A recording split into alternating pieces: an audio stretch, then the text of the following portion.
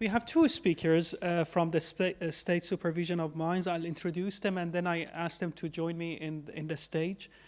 First, we have Heijn van Gent. He is a senior inspector at State Supervision of Mines, SoDM. They supervise activities in the underground in the Netherlands. He is a structural geologist with experience in seismic interpretation workflows, regional evaluation, prospect maturation, and risk and volumetrics. He is mainly a structural geologist, so his main structural geological focus areas are salt tectonics and the dynamics of brittle inclusions in evaporites, fault shapes, and stress reconstructions. He did his PhD and postdoc in the structural geology field at RWTH Aachen University in Germany. And then he joined Shell for 9 years, and now he's working for the government. So Heijn, please join me in the stage, and then I introduce Barend van Engelenburg. Barend is a research coordinator at State Supervision of Mines. He has studied at Utrecht University in Netherlands and worked for more than 23 years as a senior policy advisor at DCMR, Rijnmond Environmental Service Permanent, Rotterdam Climate Initiative, and Ministry of Housing, Spatial Planning and Environment. So he has old hands in policy making and advising of these activities in the subsurface. So both of them were graciously accepting our talk to also complement the part of the licensing. Is your microphone working well? Then we can have his slide in a moment. And I'm delighted that we resolved the hybrid problem issue. And I say we, but Martje and other technical staff. Can we get Barend's slide, please, on the... Good afternoon, ladies and gentlemen. I am Barend van Engelenburg from the State Supervision of Mines. You will get the first slide soon. Yes, okay, yes. There it is. We will, Heijn and I will tell you something about underground hydrogen storage in salt and the lessons from our department. And Heijn will tell mostly about the lessons, and I will tell you something about State Supervision of Mines. State Supervision of Mines, yeah, well, I've got two questions today. Do you have any mines in the Netherlands?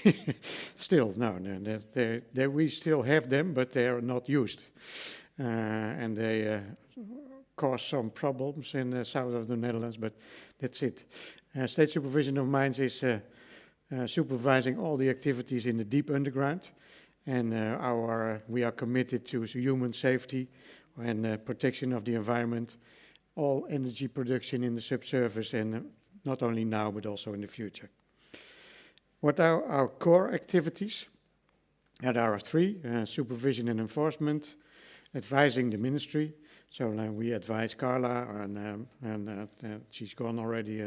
We also advise, she's there, the other part of the ministry on permits, and we do communication and knowledge exchange.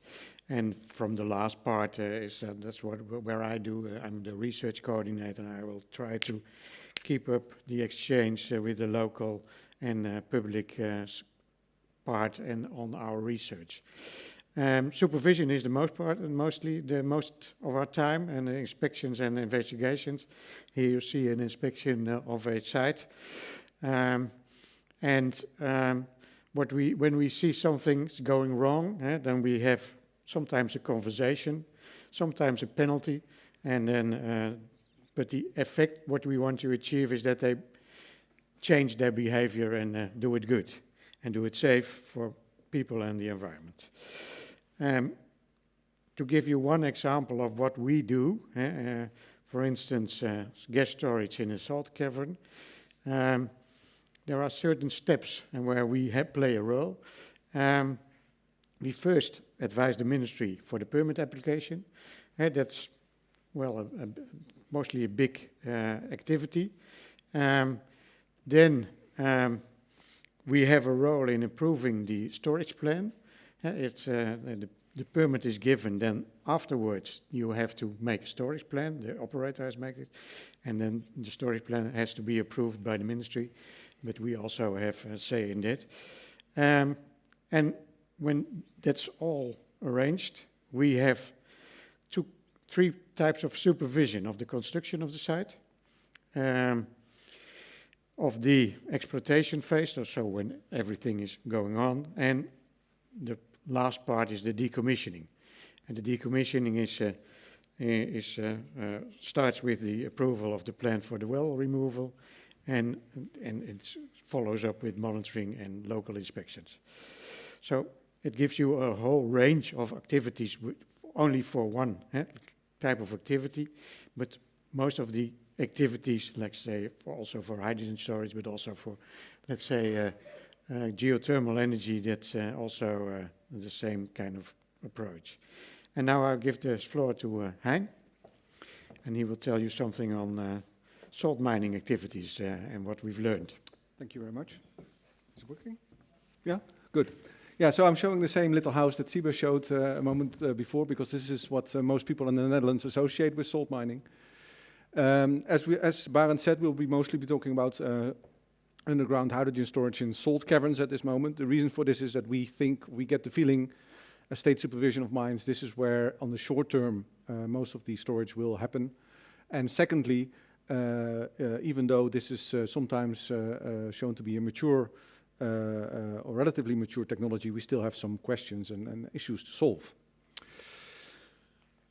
At the moment, we don't really have, let me just say a little bit more on this slide. At the moment, we don't really have any storage of hydrogen in the Netherlands, but we as a state supervisor have, as Barend showed, a task to ensure that when this happens, it happens safely for man and environment.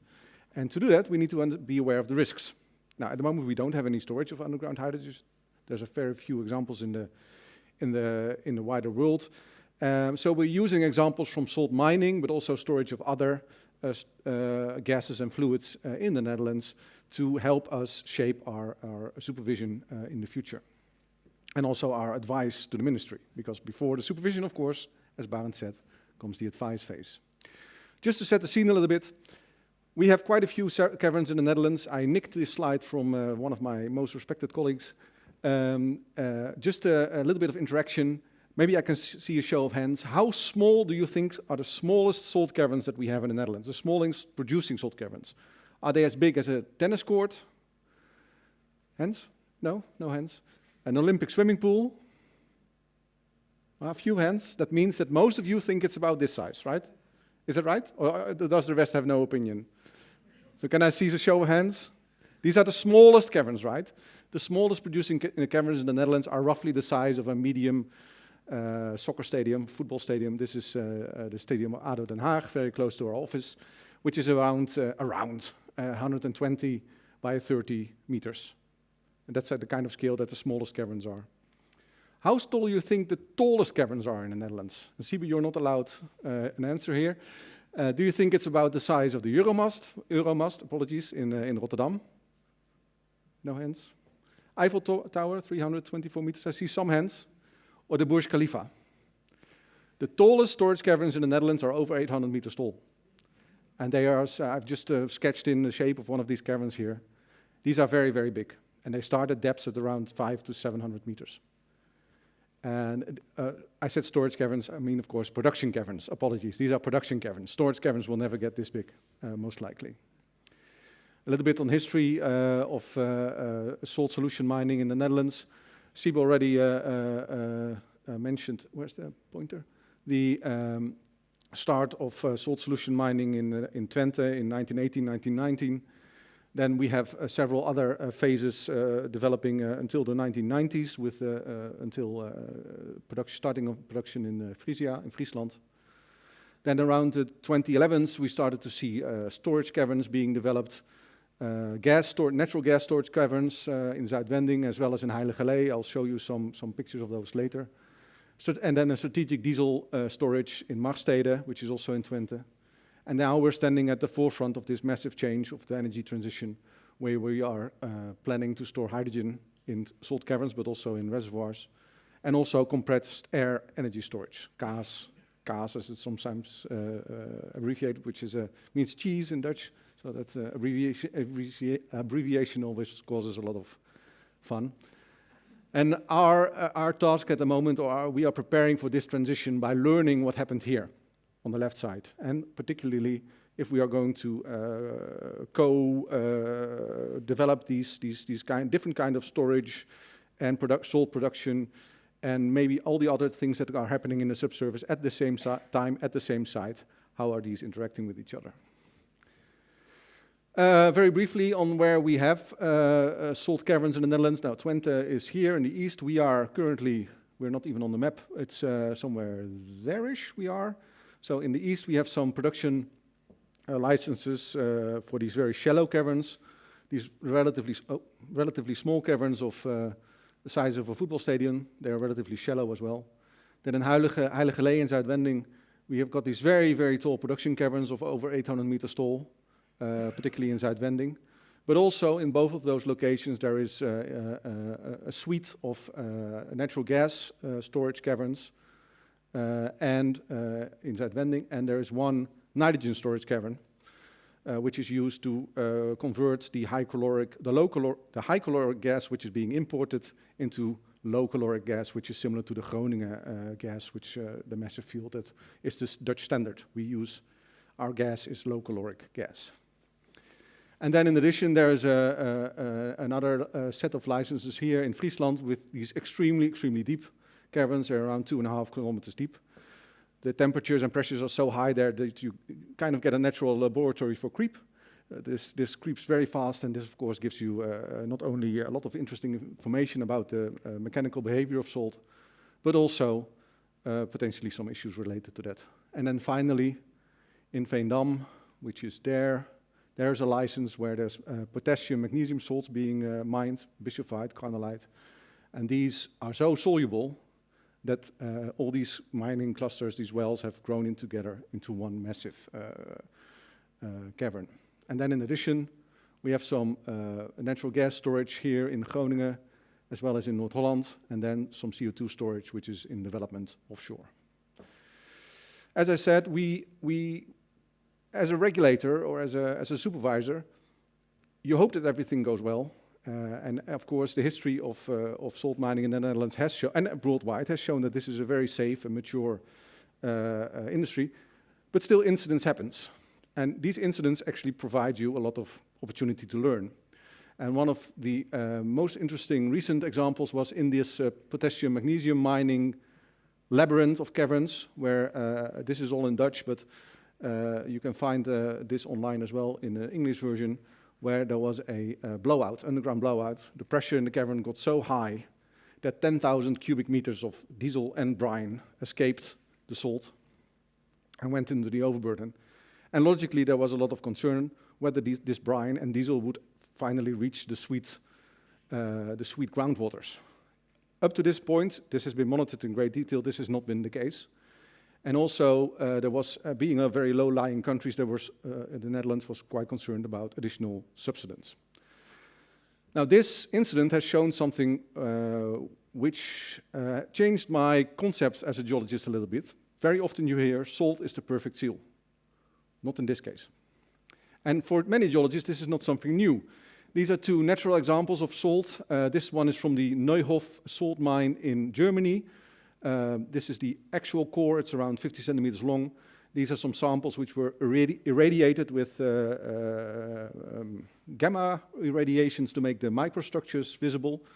But what the most interesting feature in this core is this feature here, which is a quite significant hydraulic vein, which was formed due to natural processes. So the salt actually dilated as a result of high pressures.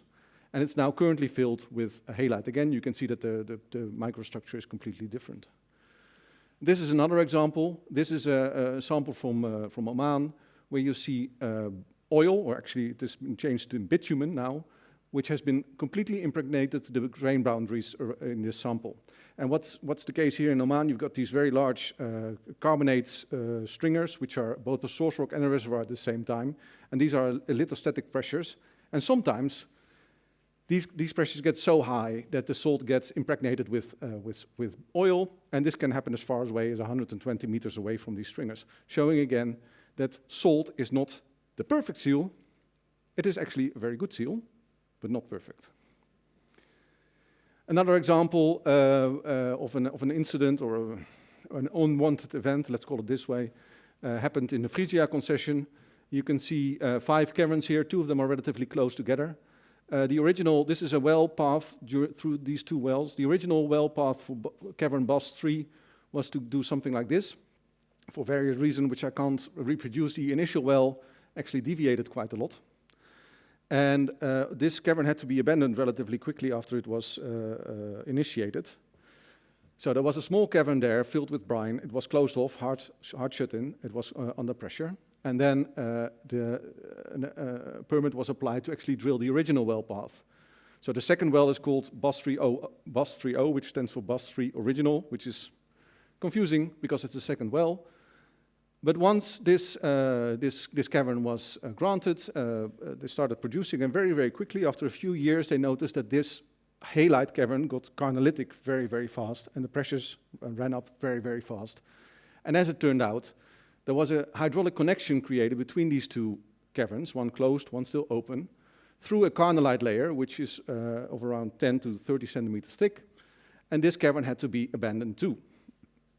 Now, this had some potential potential for accelerated subsidence, which is again an issue here in the Netherlands. This is very close to the sea and low-lying. But again, this also showed a larger issue, so to say. What about heterogeneities in the salt? Now, heterogeneities is again not something new. But nevertheless, very often in many publications you see, particularly in the oil and gas industry, but also elsewhere, you see very highly detailed structural geology and stratigraphy in the overburden and the underburden, and the salt is usually black or hatched or white, or it's not really that detailed. While if you look at publications, particularly from the German mining sector, they look like this. Amazing publication. This is an actual publication from the, I think this is the Asse salt mine in Germany, one of the natural repositories. No, it's not. Where you see a lot of different rock types within the salt. So you see halite of different grain sizes. You see anhydrite, carnalite, bischofite, clays, volcanics, everything is in there, which of course makes life relatively complicated. And I was at a conference last week, in Utrecht, where finally, after 30 years, the academia is starting to incorporate these heterogeneities, and also the companies are starting to incorporate these heterogeneities when they do modeling. Very interesting talk by you, for example, but also I have to give some credit to the mining corporations, which are also starting to look very, very closely at these heterogeneities. And why are these heterogeneities important? Because they have different properties. And if you start to model stresses in these caverns, they can have a very large effect. And also, some of these rocks are actually permeable or porous, and which can lead, and can also have chemical interactions with your stored medium. Now, all these examples I had, so we were actually looking towards a kind of integrated view. And the example I show here is a little comic of the streetlight problem. There's a guy who lost his wallet in the park, and the guy next to it asks, a policeman asks, "Have you lost your wallet here?" "No, I've not lost it here, but this is the only place where I can actually see. So this is where I'm searching." So this is a kind of a nice analog where very often people are biased by the amount of data that they generate. And we need to move towards an integrated view. Well, the two incidents or unwanted event that I just discussed, as well as many others, became quite timely for this CHEM 17 research, which was sponsored by State Supervision and the Ministry of Economic Affairs. CHEM stands for a Knowledge Program Affects Mining, kennisprogramma Effecten Mijnbouw. And this is one of the projects where we specifically look at what happens at caverns once you abandon them. And this is something which, to some of our surprise, has not been studied in that much detail yet. Very often the idea is that you can just leave these caverns behind, close them off, close down the tap. But processes like permeation, which is often invoked to keep the pressures within these caverns manageable, not always seems to be work out that well. And we're therefore concerned about potential for the accelerated subsidence as well as leakage of the caverns that I've just shown before. By the way, this is all in Dutch, but the actual research is all in English and it's available on our website. So what are the lessons from this research? I'll already mention two of them here. Salt is not always a perfect seal, and salt is not homogeneous, both in grain size and in composition. And as well, we need to start looking at the effects of low stress on the strain and salt creep, which can be an issue on the production timescales. I'll skip the advice for now because I'm running out of time. I'll just go to what does this mean for underground hydrogen storage in salt caverns. Last year, we had a student from the Vrije Universiteit in Amsterdam try to compile all the published examples of storage caverns worldwide and also all the published examples of unwanted incidents in these salt caverns. He was, of course, very biased because not every incident is published, but nevertheless, he was able to create these very large and very extensive bow tie diagrams looking at different causes or threats and different effects of all these top events in the middle, and what we can do to mitigate and to prevent these events from happening. And he looked at all 5 of these top event types, and again, this is available on SoDM.nl. The report is in English, so feel free to download that.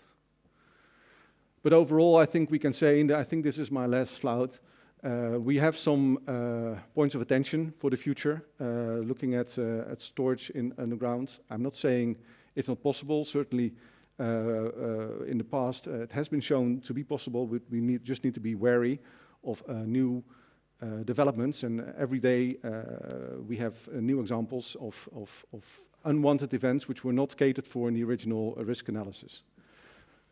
But the main important non-technical risk here is social acceptance and perceived risks, and Carla already alluded to this, that it's many of these activities in the Netherlands. A logical place for this is in the north of the Netherlands, where there's already a lot of risks associated with social acceptance due to the induced seismicity. And the second most important thing, which I did not talk about, is the interaction between the different underground activities. Everybody's well aware of these beautiful models that we can create of a single cavern, but what about if you got multiple caverns with different timescales and different stresses in those? So thank you very much for your attention. I've used this slide to say we have a lot of work to do, and with we very clearly I don't mean us alone, but we as an audience, as a group of people, still have a lot of work to do to make the energy transition as safe and as successful as we all can. Thank you very much. Thank you. Thanks a lot. Do we have questions? Yes, Sam. Barend.